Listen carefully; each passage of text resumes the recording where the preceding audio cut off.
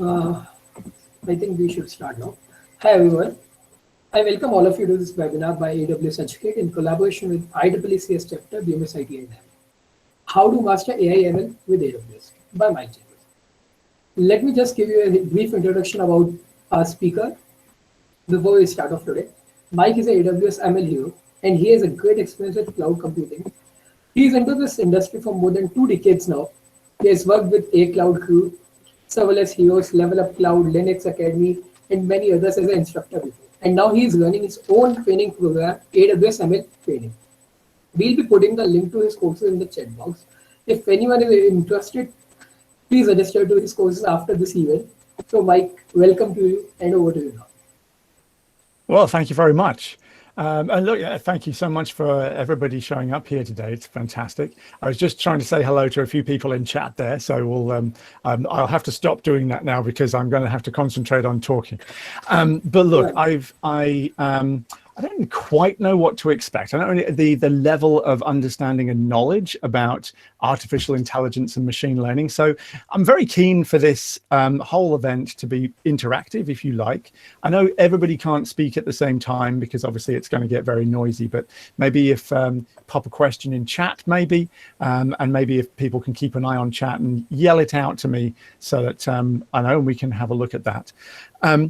So as you said, I'm a machine learning, an AWS machine learning hero, which was something that was given to me a few months ago now, and it's been just a non-stop whirlwind ride since then. Just getting to meet so many people and just share my interest of machine learning and artificial intelligence and AWS as well. We've just come to the end of AWS reInvent. Well, I say that, it's been a 3-week event so far. It's usually just 1 week. It's been a 3-week event online so far. We've got another 1 week coming up in January, which was kind of sprung on us at the last minute. So we've got even more sessions to get through, but I think that we've probably had the majority of the AWS machine learning announcements now. So I think we've got a good sense of where we're going to go over the next year or so. So I'm more than happy to talk about all of that kind of stuff.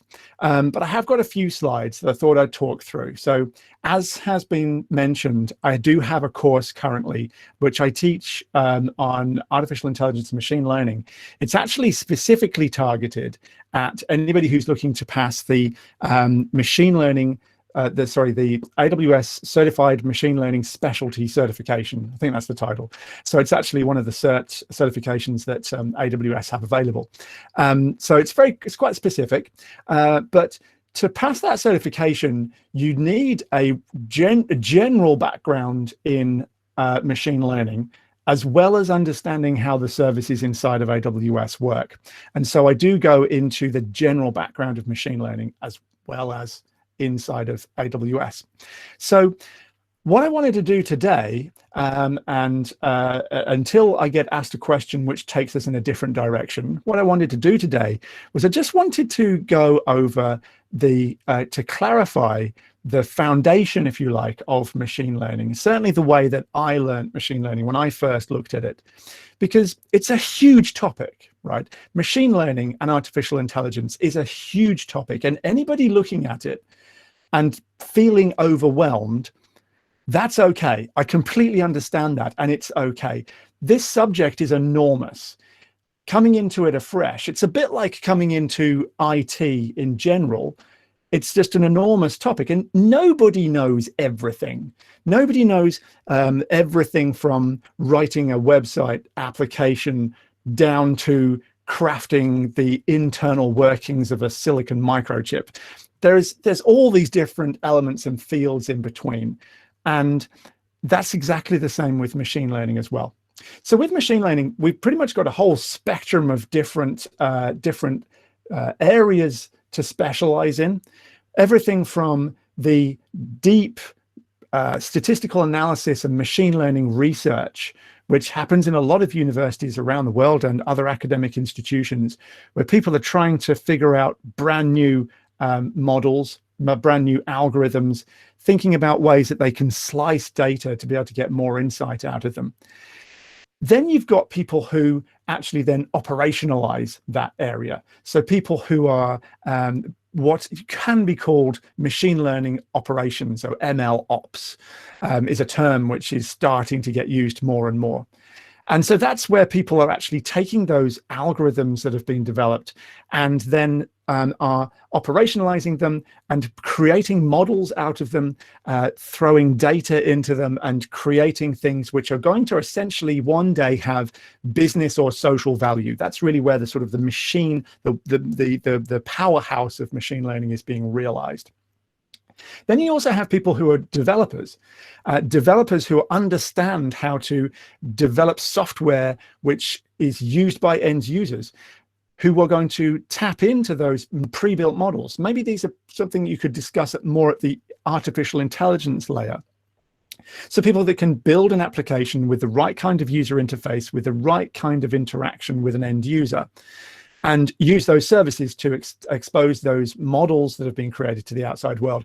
And each of those areas, it's on a spectrum, and each of those areas have different areas of speciality and different areas of knowledge. And I've spoken to people that work in all of those areas, and each of them in turn are in awe of each other. So I've spoken to people who have like PhD mathematics and have worked on very deep, complex equations inside of academic research that don't actually understand how to operationalize and how to deploy a model over a whole series of servers to be able to create inference at scale, for example. And likewise, people that develop front-end applications who don't understand this sort of PhD mathematics. And so everybody works together in order to be able to provide what we now generally talk about as artificial intelligence and machine learning. And then we see end user products like the home assistants, recommendation engines inside of applications that we might use and websites we use. And of course, things that we don't necessarily directly see. So things like medical research, where we're using artificial intelligence, machine learning to diagnose disease and to push forward our understanding of health. So lots of applications and lots of areas. What I want to do now, I'm going to attempt to share my screen. This usually works, but we'll see what happens. I just want to go through for anybody who's interested in any of those things. It's important to have a sort of common understanding of the base of what machine learning is.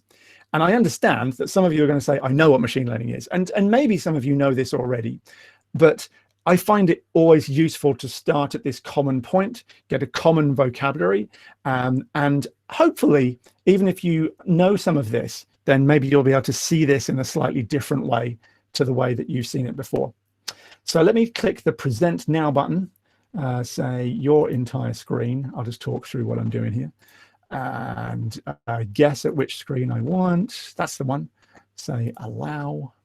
And hopefully you can see the beginning of what looks like a slide presentation. All right, it's popping up on my screen too. I'll have to hit play there. So hopefully you can see that. It's the start slide. One thing that happens when you do this, and you may have done lots of these presentations before, I now can't see anybody. I can hear you, but I can't see you. So shout out if something happens. But let's go through this. What I wanted to do is do an introduction to machine learning, but I'm going to dive into it. So this is not going to skirt around, I'm not going to be talking about Google Assistants and Alexas and all this kind of stuff. Make sure mine's on mute. It's not. Mute it before I talk about Alexa too much. It's not going to talk about that. It's going to go down into a little bit more detail about how machine learning works and how we should be thinking about it. So what I'm going to do is I'm going to present for us here a sort of fictitious situation, very simple situation, which you could probably think of other ways of solving. But we are going to base ourselves today in an animal rescue center. So we're going to have an animal rescue center where we have dogs in this case, and we need to be able to feed our dogs.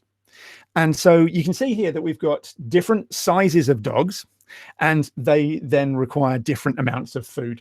And so what we're going to do is we're running this animal rescue center. We don't have a lot of money. What we want to do is we want to be able to analyze how much food a dog is going to eat. Now, this looks like quite a simple problem, and honestly, it probably is quite a simple problem, but it's an interesting way to frame a machine learning problem. So this is what we're going to do. We're going to go into the field. We're going to take our measuring tape and our scales, and we're going to look at all the dogs that we have. We're going to look at how high they are and how much food they eat. And I've got a graph here, and along the bottom axis there, we've got height, which arbitrarily will be in centimeters. Up the on the x-axis is that we've got food, and that's going to be arbitrarily in kilograms. And we're going to make some observations about the dogs that we have, the animals that we have.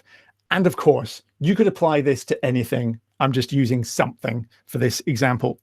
So we're going to make some observations. So at this point, all we're doing is collecting data, and collecting data is one of the biggest areas of machine learning. It's really about data collection, data quality. But let's start collecting the data. We've got a dog here, the first one that we've measured.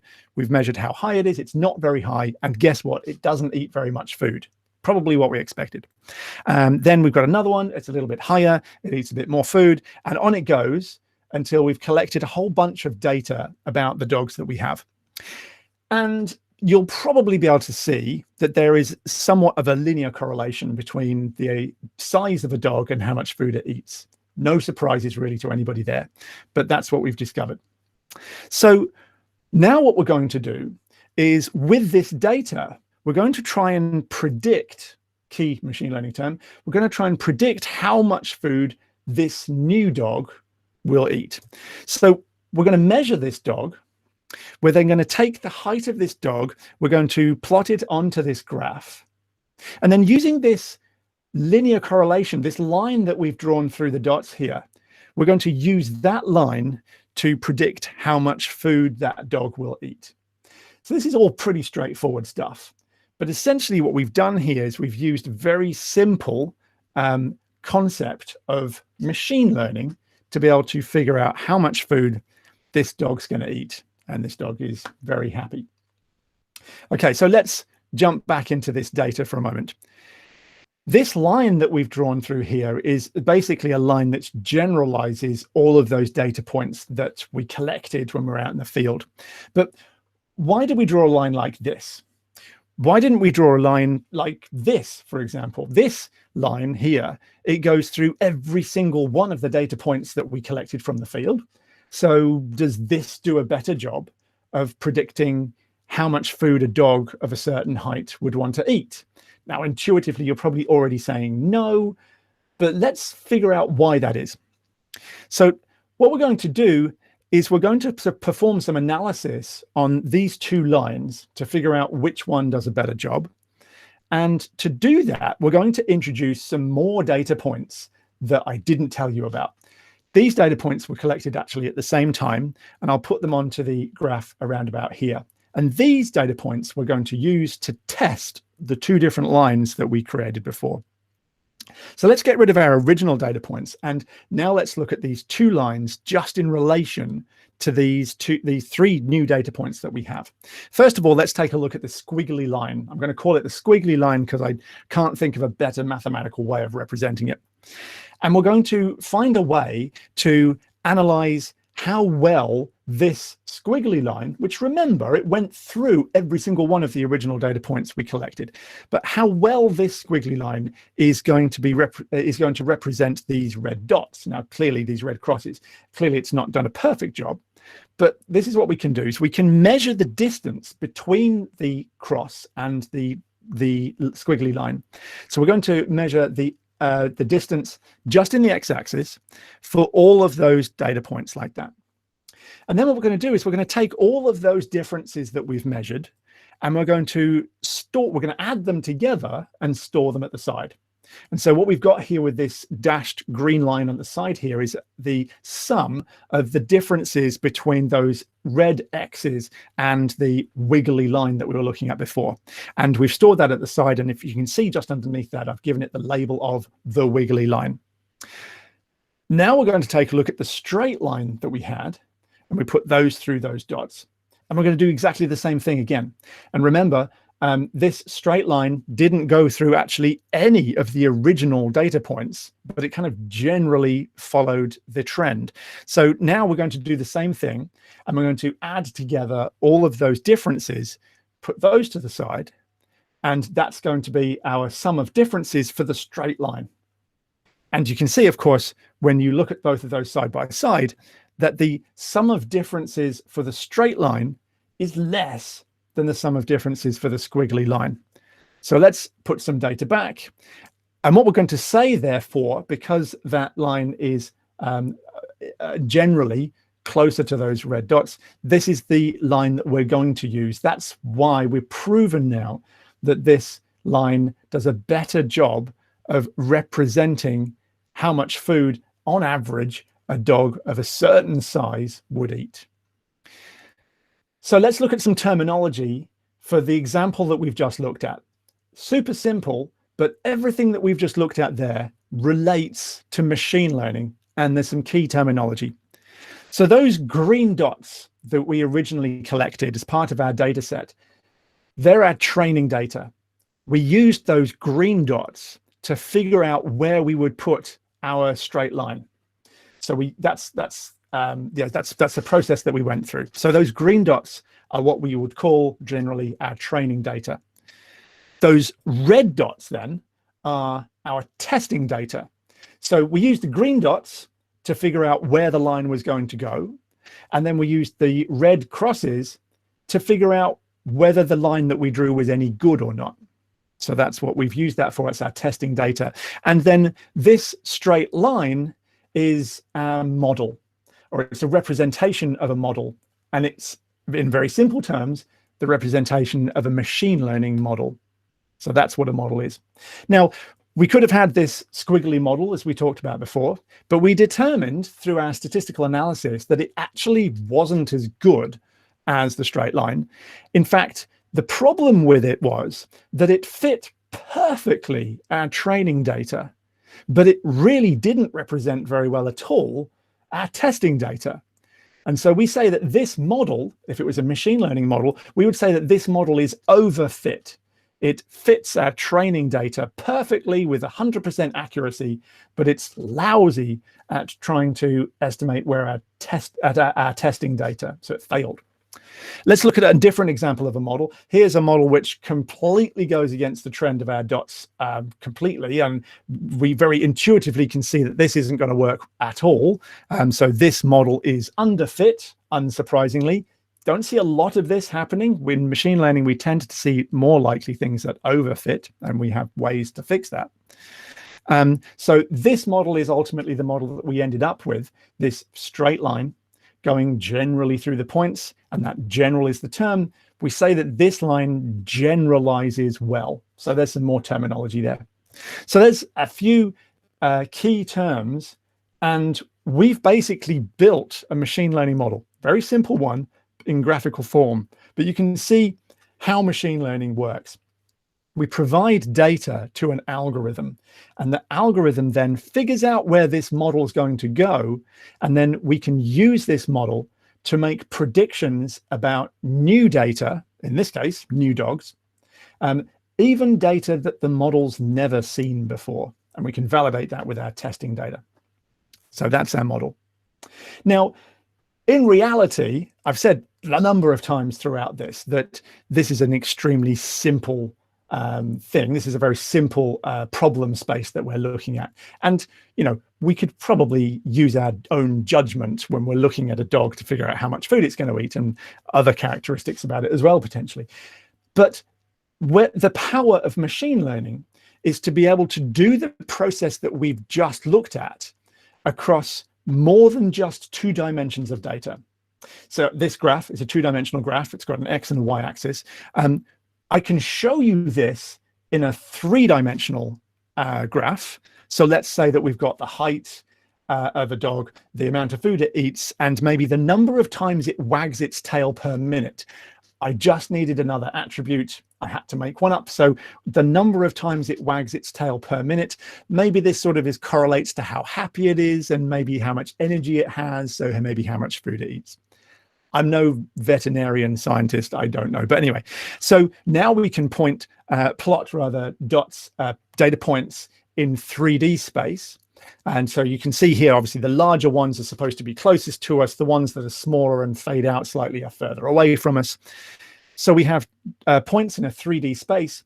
And so now our model, if we were to have one here, would occupy a 3D space as well. So you can see here, I've tried to draw a rectangular plane, which goes through in exactly the same way, generalizes those data points. Now, this is pretty much where I have to stop in terms of my visualization of a machine learning model. I can't go further than this because I can't draw 4, 5, 6, 7 dimensions of graphs. I've tried, but you start to fall apart very quickly. Machine learning can take the principles that we've looked at so far, generalizing on our graph, and it can apply this in multi-dimensional space. And so not just 3 dimensions or 4 dimensions, but potentially 100 dimensions, 1,000 dimensions. This is why machine learning models take a long time to compute and take big, powerful computers to calculate them, because they're going through and working through lots of statistical calculations to find the model that best fits in a space, in a dimensionality that our brains can't even comprehend. And that's what kind of makes a lot of machine learning almost magical, because the machines can think like that. The machines can work like that and can calculate these values for us in many, many dimensions. So we can therefore deal with things like medical data. So lots and lots of different attributes to do with a person or with a biological entity's health. And then we can make inference, or we can make predictions about that person using all of those metrics, pulling out insight from data that humans simply can't get their heads around. So that's a really simple linear regression, we call that. So it's a regression model, meaning that the value that's going to come out is a number in a range. There are other types of models, for example, where we might just get a yes or a no answer, but this one is a linear regression. What I wanted to talk about now very briefly, I want to go deeper again, and I want to answer a question that maybe some of you have already come up with here, which is, well, hang on a minute. That straight line, I just drew it arbitrarily through the points and it kind of looks okay. But how do we know it's okay? And this is an important question, because when we're dealing with a multi-dimensional data set with hundreds of dimensions in it, we can't, as I've said, just look at the data and estimate where that line is going to be. So the algorithm needs to be able to figure it out. And even in the case of our 2-dimensional data set here, the algorithm still needs to be able to figure it out by itself. It can't see the points, so it has to calculate the best location for this straight line. So we know how to evaluate different lines, but how do we decide where the best line is? So that's what this slide says. So how are we going to do that? How do we know that this line is any better from this line or this line or this line where we started? Now, we have some of the tools to do this already, because earlier in the previous slides, I started to measure the distance from the line to the green data points. And we can use that technique again to be able to look at the difference between the different models. But it doesn't finish there. We still need to try and find the best one. So let's step through a process. We'll move our graph to the side a minute so that we've got some space to work over on the right. Now, let's take a look at this. Let's put the angle of the line sort of arbitrarily up, relatively steep. We know already that we can measure the difference between the data points that we have and the gradient of this line. So I've gone ahead and I've done that. And this that we're talking about here, this value that we're adding up, that we actually calculated before, we're going to call this the residual sum of squares, otherwise known as the sum of the square residuals. As you can see, that's kind of just different orders for the same thing, but data scientists have chosen to call it different things depending on how they're feeling. So we have an RSS or an SSR. But essentially what it is it's the difference between those data points and that line, exactly as I've drawn here. And the reason why it's squared, incidentally, is so that the value is always positive. So it might not actually equal the actual distance, but it will be relative to that actual distance. If we've got maths people who would like to pull me up on that, I don't want to go deep into maths because it makes my brain hurt, but there we go. So we have the residual sum of squares, or the sum of square residuals. And in machine learning, we're going to look at this in terms of a loss function or a cost function. And this is where we want to evaluate the difference between different models, different lines going through these points. We're going to look at it in terms of a loss function, and I'm going to go through that and what that looks like now. So let's draw another graph out on the side here. Now in this graph, we're going to have gradient on the bottom axis there. So the x-axis, sorry, I think I misspoke before when I named my axes. It's getting late here, so you'll have to forgive me. So we have gradient along the bottom there, and we have sum of squares up the side. So this graph is nothing to do with the height of dogs or the food anymore, or anything like that. This is giving us the opportunity to graph the effectiveness of these model lines by taking the residual sum of squares and mapping it against the gradient of the line that we're trying to evaluate. So we are going to go through a number of different gradients, and for each one, we're going to map the residual sum of squares out on this graph. So with the slope of the line being where it is, it's quite a steep slope.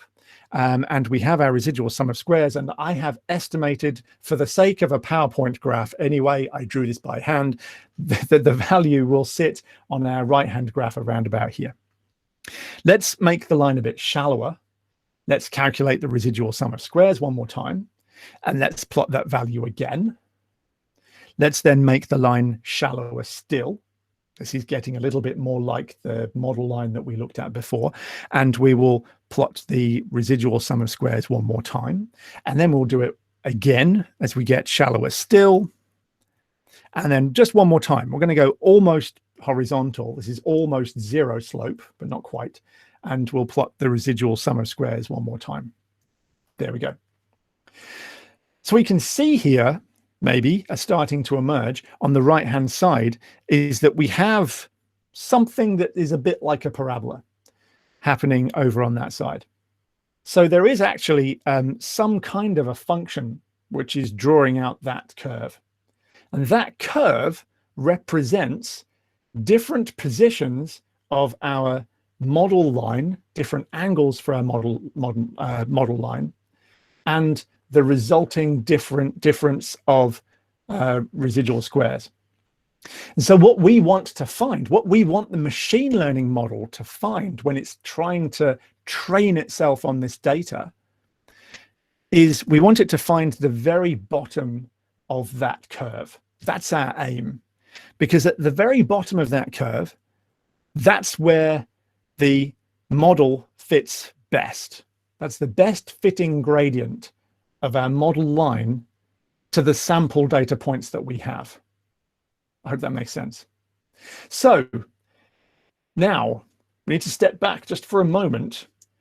We are humans. We are looking at these graphs. We understand, hopefully, what we're looking at, and we can see the bottom of that graph. Right now, we're looking at it. That's where we need to get to. But remember, the algorithm, the computer that's doing this work, it can't see the bottom of that graph. All it has seen so far is a collection of data points. It hasn't, at this point, made a correlation that there is a curve and that indeed there is a bottom to find. So how is it going to do that? Well, what we're going to do is, well, there are a number of ways to do it. One way we could do it is to, what I say, calculate all the values. And obviously, I don't necessarily mean all the values, but I mean a lot of values, and find the one which is least. So instead of altering the graph line or the gradient of the graph line a small amount every single time, a large amount every single time, we alter it a very, very small amount every single time. and calculate every single one, add it up into a big table, and then scan that table and find the least value and say, right, well, that'll do. But the problem with that, hopefully, is kind of obvious. That's way too slow.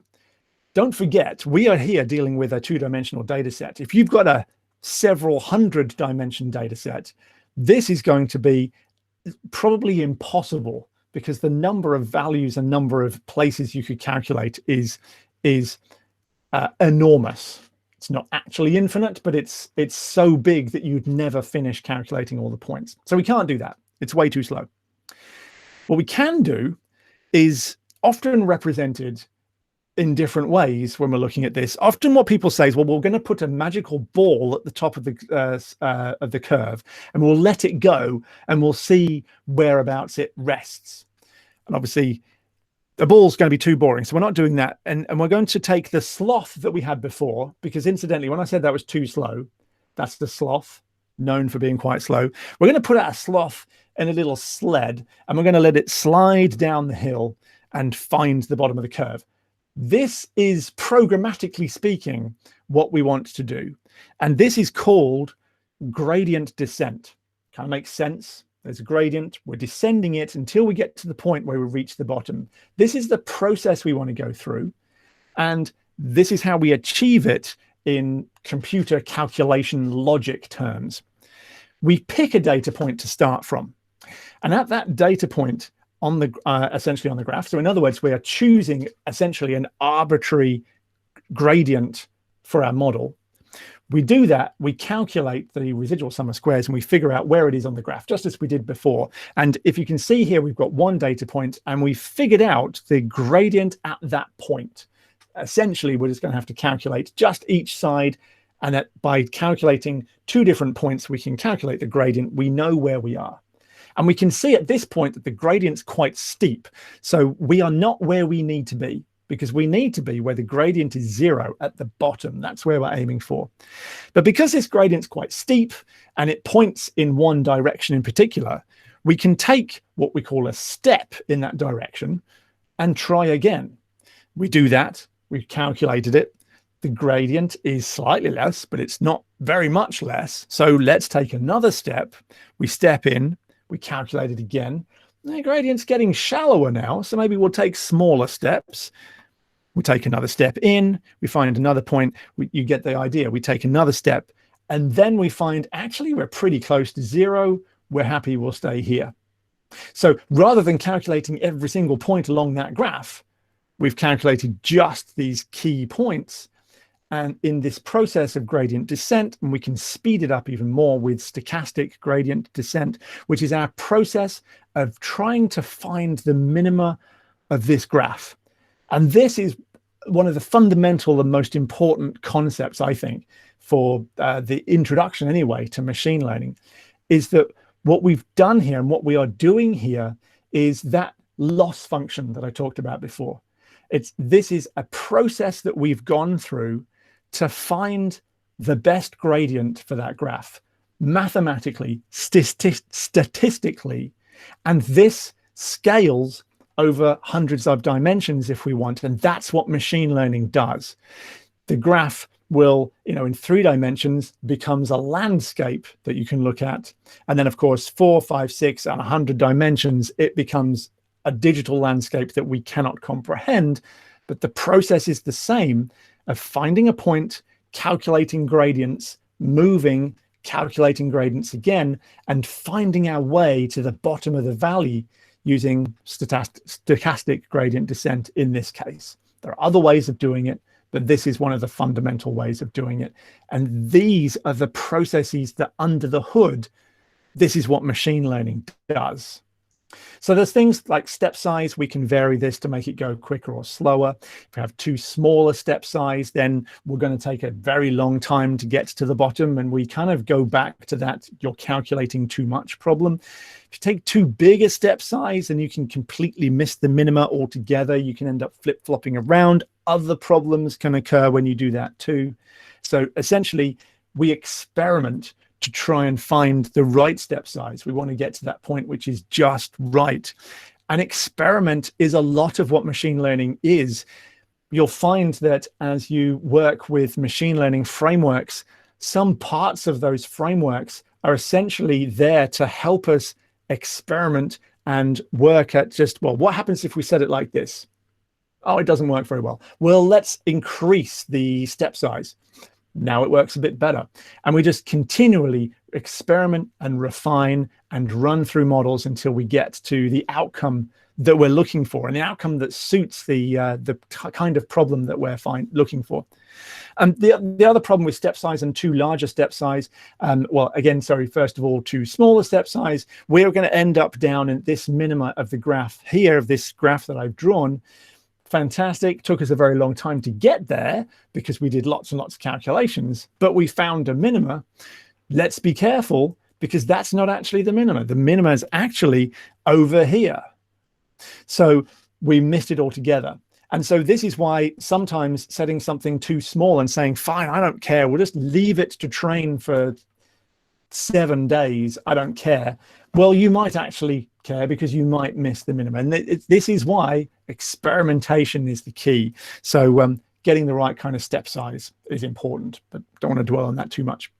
But basically speaking, really what I was talking about here is that there is we've gone through the process of by hand creating a linear regression, looking at where this model is on this graph between the heights of dogs. Remember that far back, that's what we were talking about, and the food that the dogs were going to eat, using it to make predictions. That's what machine learning is all about.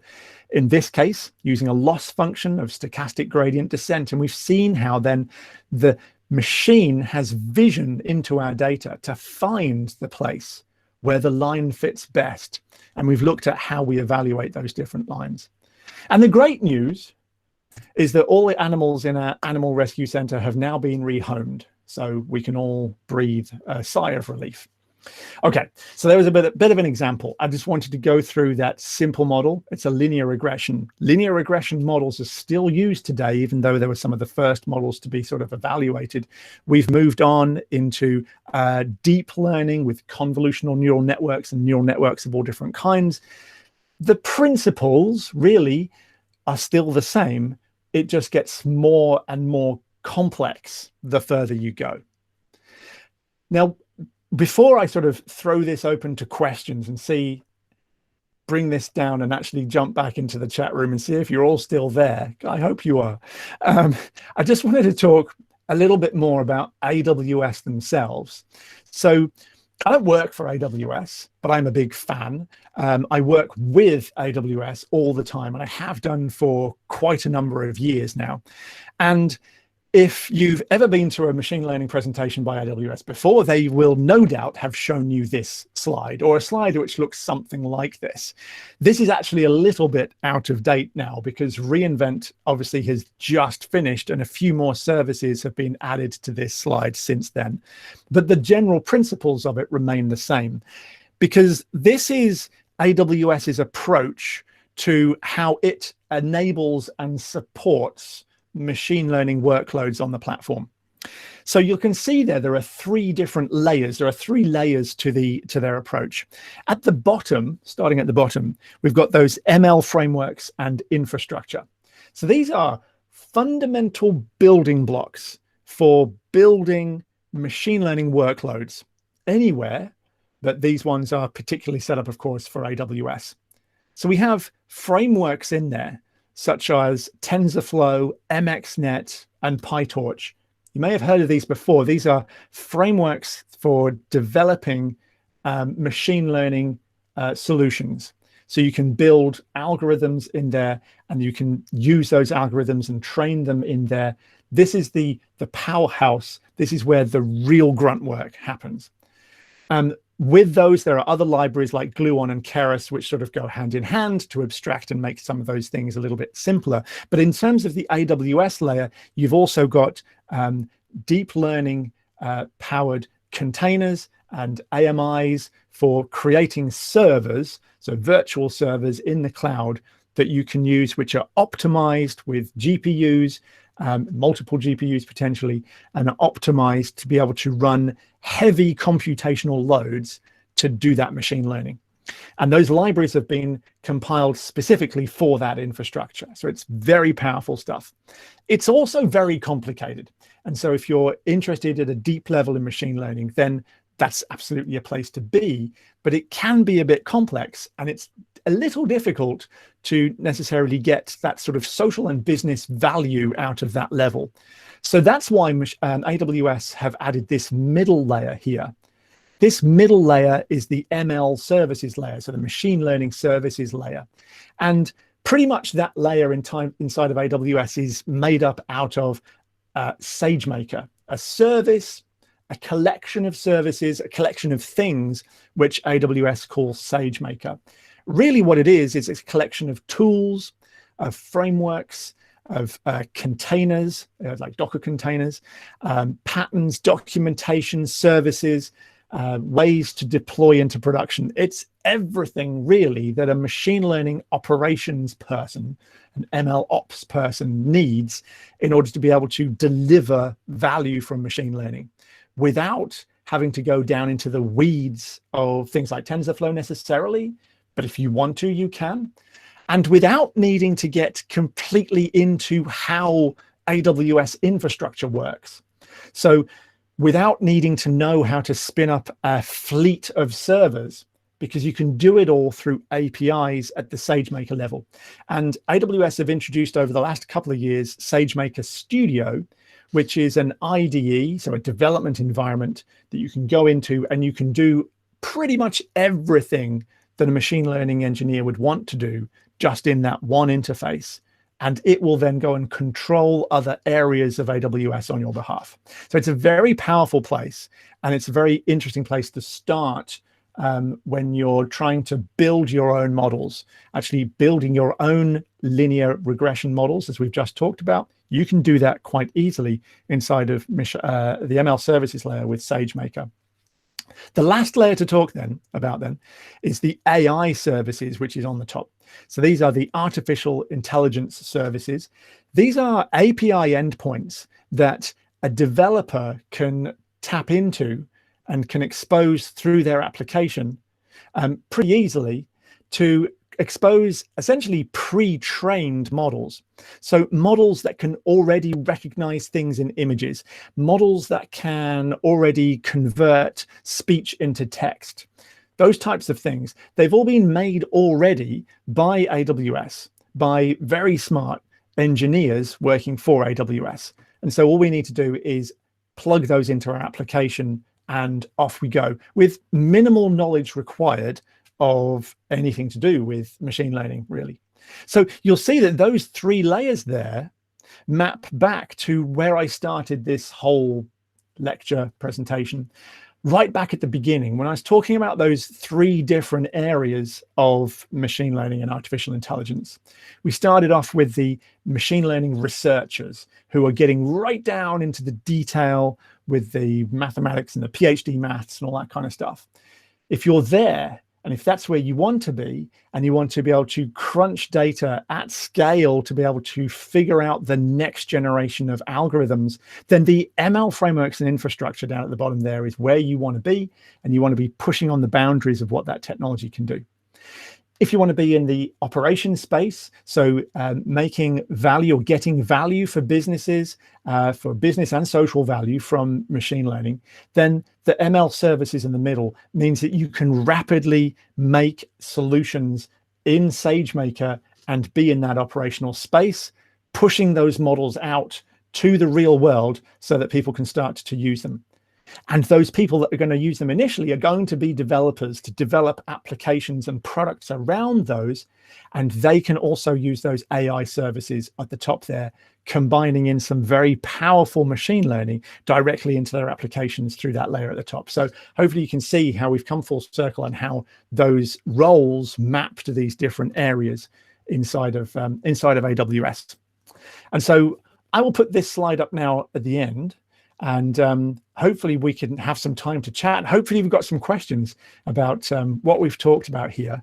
I'm really keen for people to connect with me, very much on LinkedIn, actually, because I talk a lot on that platform. At the moment, over the last couple of weeks, it's been lots of reInvent conversation from AWS reInvent. But I talk a lot about machine learning. I connect with a lot of people there, and I'm very interested to see what things people are getting up to. So that's the end of the presentation. I hope you got something from that. I hope you found it interesting. I hope it's reached the right point for you. And I'd love to know what you thought, because this is the first time that I've put that particular presentation together. So you were somewhat guinea pigs, and I never told you. I'm sorry. So, but tell me what you thought, and whether you got anything from it. And if you've got any questions, I'd be fascinated to know. Mike, this was an absolutely stunning presentation today. Thank you. Anyone who has doubts, please put them in chat box. Till then, we have some questions which we got before this presentation. So I'll just read out those to you. Can AWS certification and machine learning knowledge combination attract decent jobs? Yeah. So this is a great question. And it's the kind of question that I hear of all the time in general terms as well. So this is, AWS certification in general. How is it in the job market? And then, of course, specifically in machine learning too. So my general response for that in terms of AWS certification is that it's a great foot in the door. It's that if you're looking for a role in an organization that uses AWS, so I'm not talking specifically about machine learning at the moment, but specifically uses AWS, then it is the case that if they're looking for that person, they're probably going to be looking for someone who's AWS certified. There's a couple of reasons for that. Obviously, it's a way for people to be able to say, I know what AWS is, and I know how it works. And the certification exams for AWS are not easy. They are valuable because they're not easy. So that's one reason. The other reason as well is you end up working or looking to work for an AWS partner. So an organization who value adds to AWS services, for example, or a consultancy around AWS. Those partners actually they need to hire people with those certifications. So top tip, they might not tell you this, but they need a certain number of people with a certain number of certifications to maintain their status with AWS. So that's another reason why they look for them. Broadly speaking, in the open market, it's not the only thing you need. You also need the soft skills, the interpersonal skills. You need to be able to work as a team, all of those things as well. Of course, they're all very important too. But for my experience, having that AWS certification, it gets your foot in the door, it gets you into that interview, and it gets you through to be able to then prove yourself in that arena. Now, I'm not just saying this, but the machine learning specialty is a little different. Really genuinely is. And that's because about 50% of the exam is general machine learning. It has nothing to do with AWS at all. And that's unlike any of the others. So if you go for the networking specialty or the big data specialty, they're talking specifically about the services inside of AWS that do those things. With machine learning, for whatever reason, it's 50% of it is general terms to do with machine learning. So having that certification, to anybody in the know, they'll know that you have that general background in machine learning as well. So it's potentially got value outside of the scope of AWS, but it does require that the person evaluating that knows that in the first place. So I don't know if that answers the question. I hope it does. I genuinely do believe that they are high value certifications because they're not straightforward. And I think if you're looking for a job which is primarily to do with AWS, they are a must. Okay, next is an AWS certificate good for data science? If yes, which certificate should I go for? So the last time I looked, I think there was a big data specialty certification. Generally speaking, inside of the certification structure for AWS, they have associate level, professional level, and specialty level. There is also a practitioner level. That's a very generalist thing, and it's not a bad thing to have, but it's not going to differentiate you from very many people at this point. That's really the kind of thing that someone in a project role, like a project management role or a project administration role, would have to sort of prove that they know what AWS is. So looking at associate, professional, and specialty level, the certification that I recommend most people go for to start with is the Solution Architect Associate certification. It's a generalist AWS certification, and it does two things. It gives you the confidence and also the study target to know general AWS. And it's a pretty good general coverage of everything, so it's not necessarily specializing in anything. It also prepares you for what other AWS certifications are going to be like, because professional level and specialty level are another level again. And honestly, just from a physical thing in the actual exam, they're quite hard. So the professional level exam is like 3 hours long. There's lots of reading, and I do not enjoy it at all. I don't like exams, but I take them because they're necessary.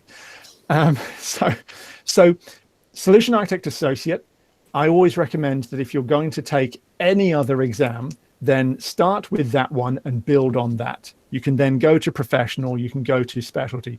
AWS will allow you to go and take any exam at any time, but that's the path I would recommend. If you're looking at data science particularly, then they've got, there will be some of that, not much of that in the Solution Architect Associate. Really, it's really what services exist, but not anything in any detail.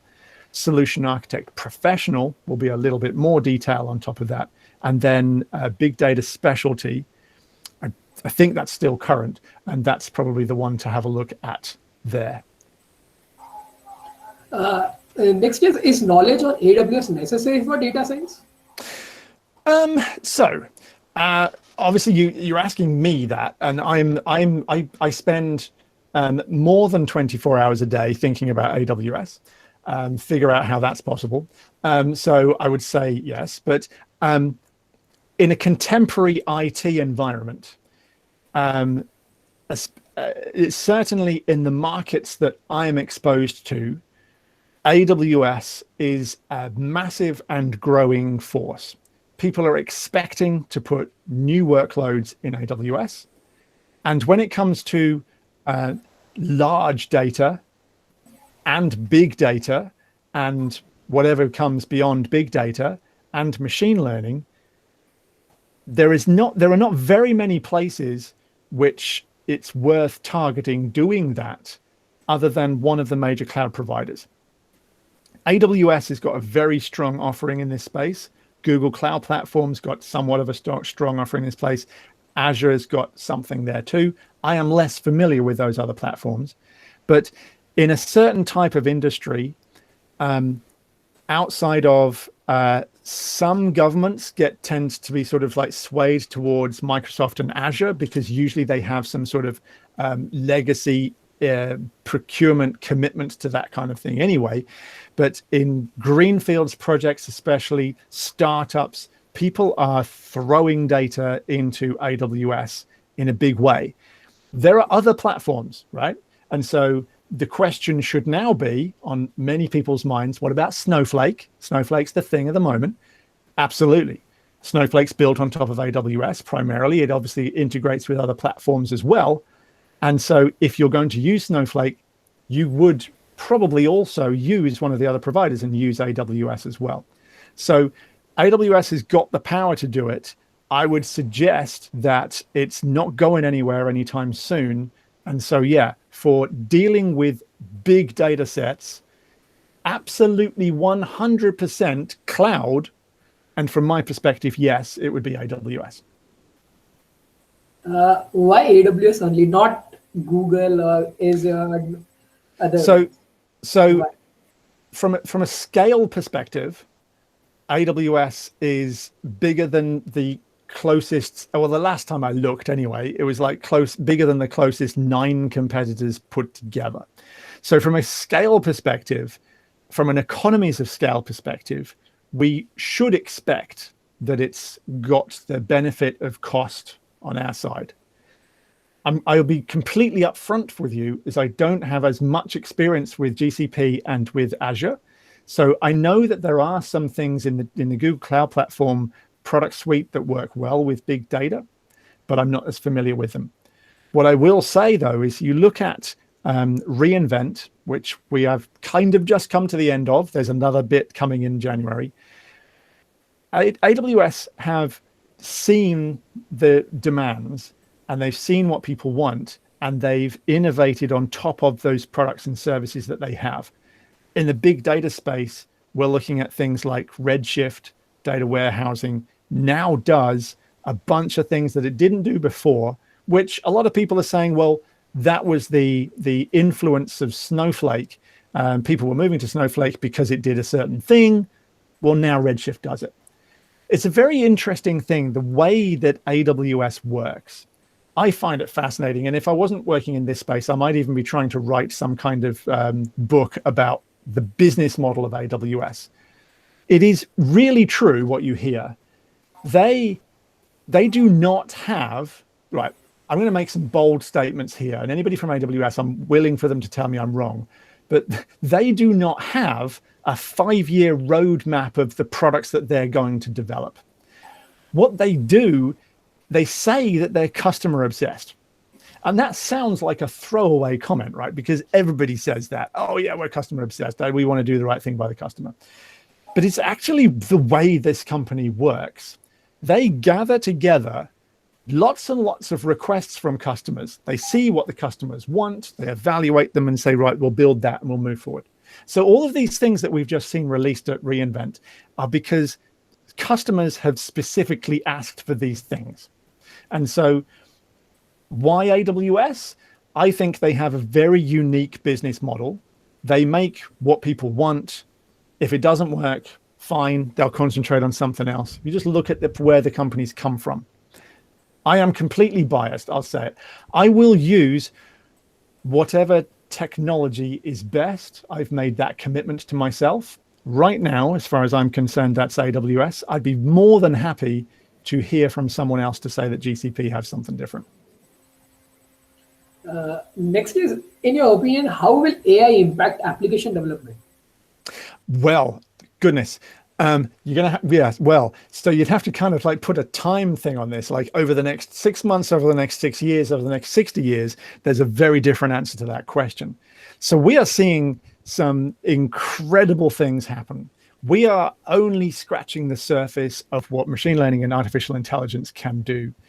And this is on all aspects of this. I don't know which particular aspect of that question you wanted to maybe focus on, but in terms of the way that an application developer can right now can tap into incredibly powerful things through that AI layer of AWS that I talked about before, that's continuing now at a rapid rate, that more and more of these products are coming out that you can easily bolt into your application. So from that point of view, it's just making it so much easier to add amazing value into those end products.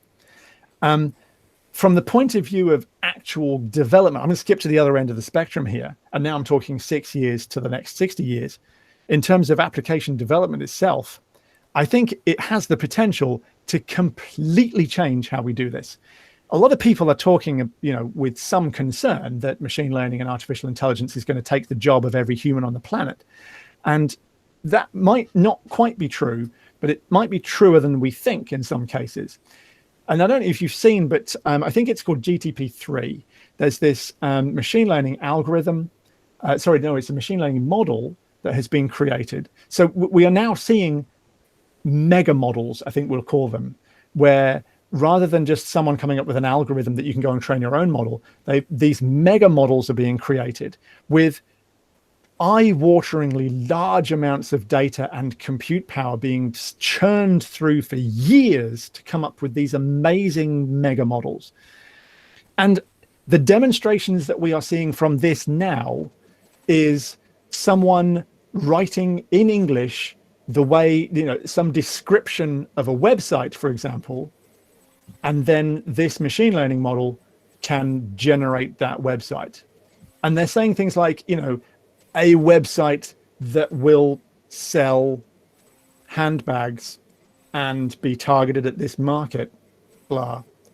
And then the power of this model is to then go, well, my understanding is that the HTML then will look like this. That's incredible. That is, even when you can kind of understand the principles as we've just talked about them here, that's magical to me. That has the power to change the developer's life. It has the power to change everybody's life. And the best we can do is stay one step ahead of the game and try and understand how it works and be the people implementing that. I think that's the important thing to do. Actually, just now one question came in. What are your views on about AI/ML field after this pandemic situation? So what's my view on AI and ML with regard to the pandemic situation?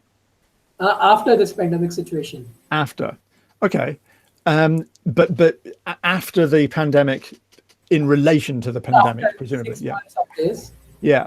So it's interesting, right? So when the pandemic first hit, when we first started to get used to the idea that it was happening, I made a video where I quite boldly said, look, machine learning's not here to help us right now.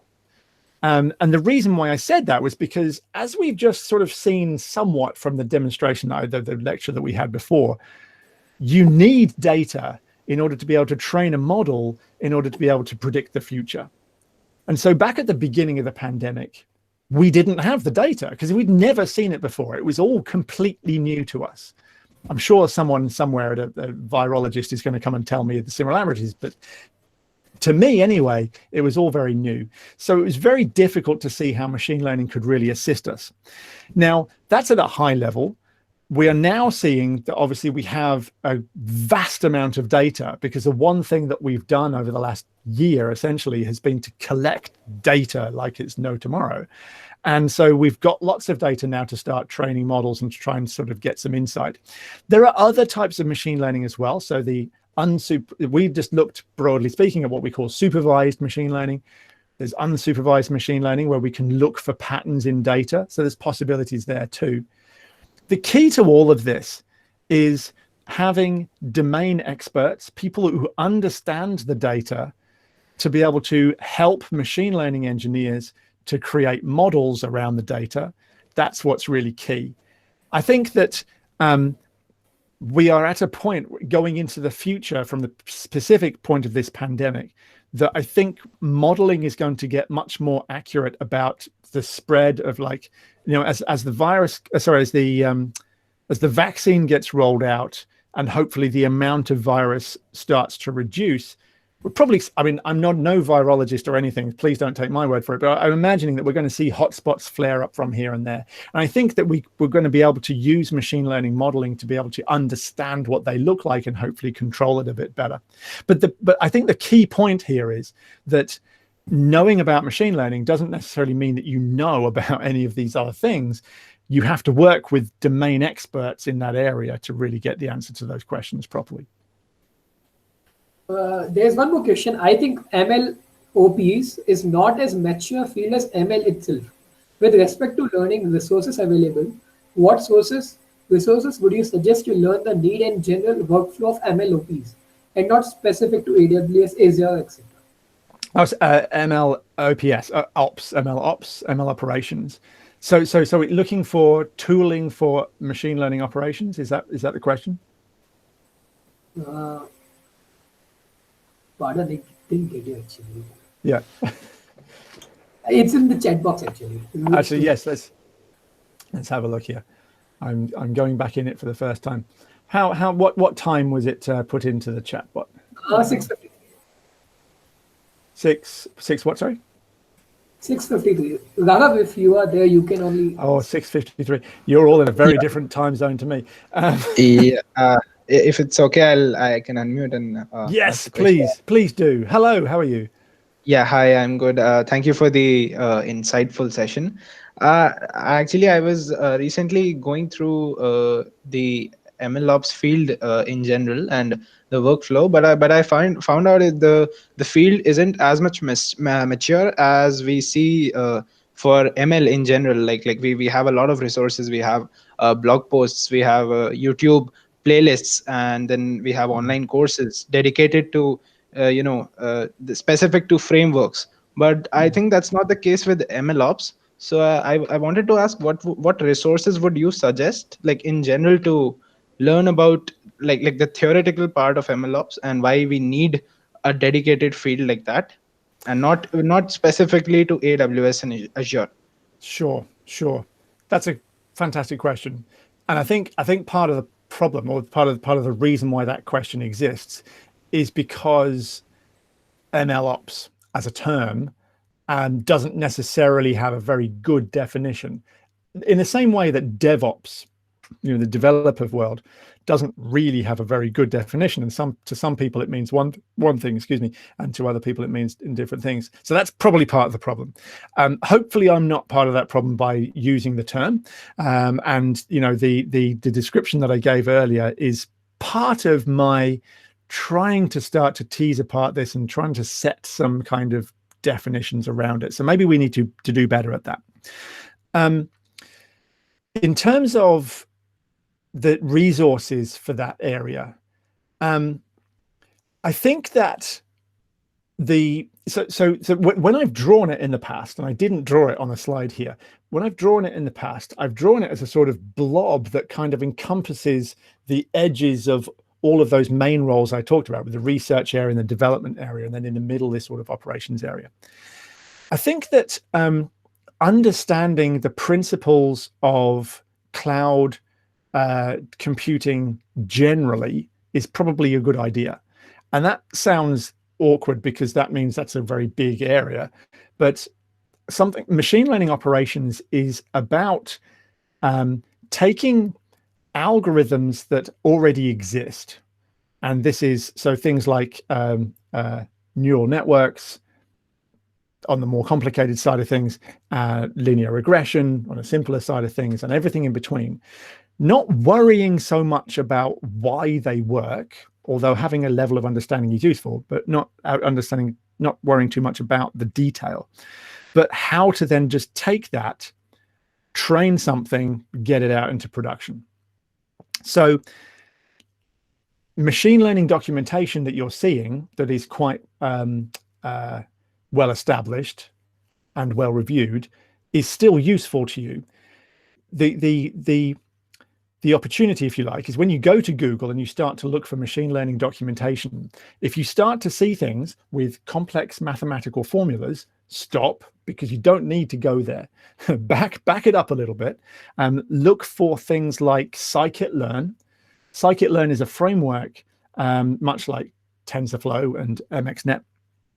I tend to find it's a little bit easier to use because it's based around machine learning, not so much deep learning being the neural network side of things.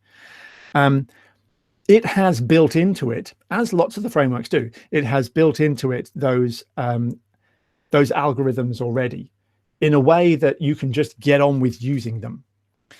Actually, this is what my course looks at, but my course has got a specific area that it focuses on, but it's just taking those algorithms and just getting on with it and playing around with it and experimenting with it. So that's one part of it. So the existing machine learning documentation around preformed algorithms, we can go with that.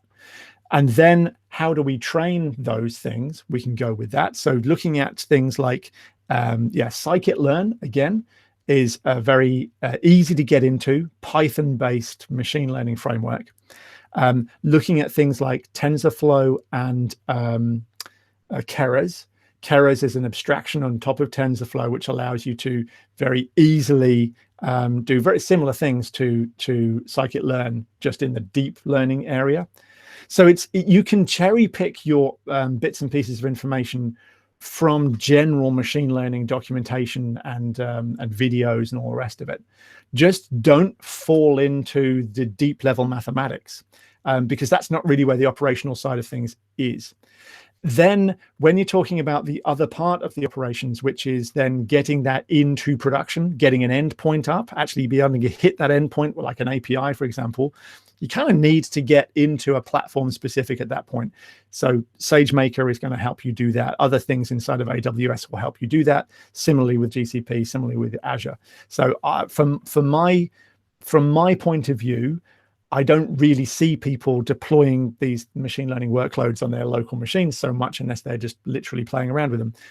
Deploying it into a cloud environment is pretty good. So I think all the documentation is there. It's just probably not labeled currently as MLOps. I don't know if that helps. I hope that helps.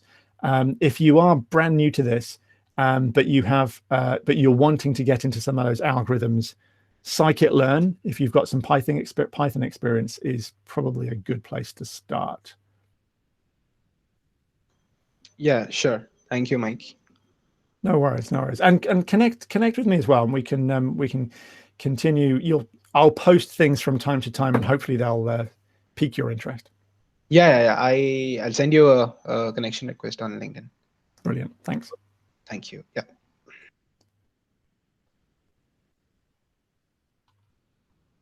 So I have a question for the audience, because I don't know if you're just asking me a question there, you're on mute.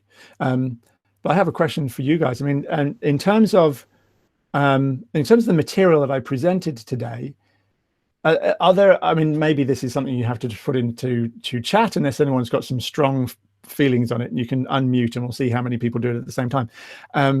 But in terms of the material I presented, is it stuff that you already knew, or if not, was it stuff that sort of related to stuff that you already knew and you could get into it? If anybody got any feedback, I'd be grateful to know. Hello, sir. Hello. Yeah, Shashank here. Aha, I wasn't going to pronounce your name because it starts with one BY, but yeah, Shashank's easier to say. Yeah. So actually, I have been doing machine learning since my mid of the first year. Okay. So I started off with deep learning, but later I got to know that when I started my own project, so it was very difficult to deal with data analysis. So I came back. I started with data analysis and machine learning, and that I took course from IBM, that is from Coursera. Yep. So these were the basics, like what you thought, almost the same, like basic principles of machine learning. And really, sir, your course, your teaching was really, it was insightful, and it was pretty similar to that course that I wanted to say. Excellent, cool. Oh, well, so maybe it would have been good if you'd started with this before sort of diving into deep learning. Yeah, that was a basic, like I could understand even better with your course. Yeah, no, cool. No, that's good to hear. Yeah, it's interesting that that quite often people will like sort of see the shiny, if you like, and getting into let's get this machine learning algorithm to detect differences in these images, and that's all great, and you can do that. But having that level of understanding of some of the core principles, I think, really helps. So yeah, I think and I think that sounds as though that was your experience too. So. Yeah, that's really cool. Thank you for that. Thank you. Thank you, Mike. It was a great event. And everyone, I have shared AWS Educate link for getting you guys started with AWS. So if you register with that, you will be getting $100 of credit in your accounts. So you will be having really easy job to start with AWS, and there are many courses in that too to explain you about how different things in AWS works out, like what's that, cloud computing is there, machine learning is there, Alexa building is there, so many other courses are also there. So please start off with that too. And I have shared links to Mike's accounts also, so please check out those and connect with him. Awesome. If anyone has any other questions, please put up now. Otherwise, we can wrap up now. Seems like everyone is done. I think so, Mike. Yes, yeah. It's all too much. Talk too much. Thank you so much. It's been a genuine pleasure. Yes, yes, thank you. And I'm glad that the presentation worked for you guys. I'll have to spread the word and continue to do this elsewhere as well. So thank you very much for this opportunity. Welcome back. Thank you, Mike. It was great to be having you here. Guys, we'll be sending off the feedback forms to you on your emails and the certificates too, later today or tomorrow. Excellent. Thank you. All right.